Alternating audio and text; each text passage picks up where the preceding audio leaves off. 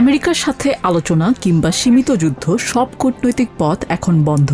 ওয়াশিংটনকে এমনই কড়া বার্তা দিলেন ইরানের সর্বোচ্চ নেতার প্রভাবশালী সামরিক উপদেষ্টা ও রেভলিউশনারি গার্ডসের সাবেক শীর্ষ কমান্ডার মোহসেন রেজাই।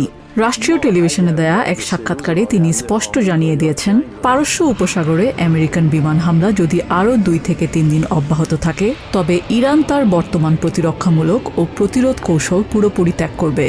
আমেরিকান বাহিনী যদি ইরানের ভূখণ্ডের কোনো অংশ দখল করার চেষ্টা করে, তবে মধ্যপ্রাচ্য জুড়ে আমেরিকান স্বার্থের বিরুদ্ধে তেহরান একযোগে পূর্ণাঙ্গ ধ্বংসাত্মক ও আক্রমণাত্মক সামরিক অভিযান শুরু করবে।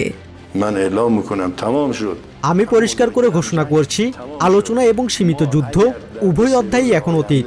আগামী 2 বা 3 দিনের মধ্যে আমেরিকানরা যদি এই যুদ্ধ অব্যাহত রাখে, তবে আমরা সম্পূর্ণ আক্রমণাত্মক এবং ধ্বংসের এক নতুন ধাপে প্রবেশ করব।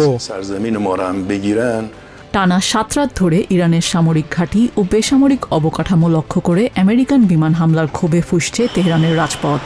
বিগত 3 সপ্তাহে আমেরিকান হামলায় দেশটিতে অন্তত 50 জন নিহত এবং 500-র বেশি মানুষ আহত হয়েছেন।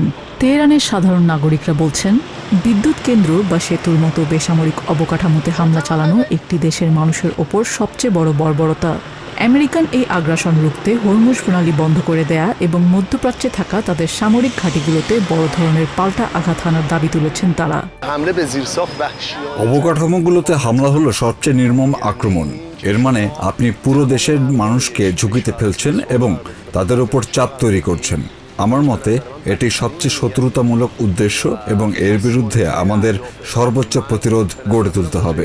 হরমুজ প্রণালী আমাদের শেষ লাইফলাইন হতে পারে এবং আমাদের সবাইকে এর পক্ষে দাঁড়াতে হবে। ইরানের উচিত এই অঞ্চলে আমেরিকান লক্ষ্যবস্তুগুলোর ওপর একটি ব্যাপক ও মারাত্মক পাল্টা হামলা চালানো, যা আমেরিকাকে পিছু হটতে বাধ্য করবে। তা না হলে তারা ধীরে ধীরে ইরানের কেন্দ্রস্থলের দিকে অগ্রসর হবে। আমাদের ফ্রন্ট লাইন নিজেদের সীমান্ত থেকে আন্তর্জাতিক সীমান্ত এবং প্রয়োজনে ইসরায়েল পর্যন্ত বিস্তৃত করা উচিত। হুঁশিয়ারি আর পাল্টা হুমকিতে ক্রমেই অস্থিতিশীল হয়ে উঠছে মধ্যপ্রাচ্য।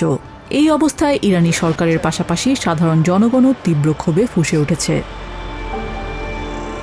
নিজিয়া জামি, TVN24 নিউজ ডেস্ক।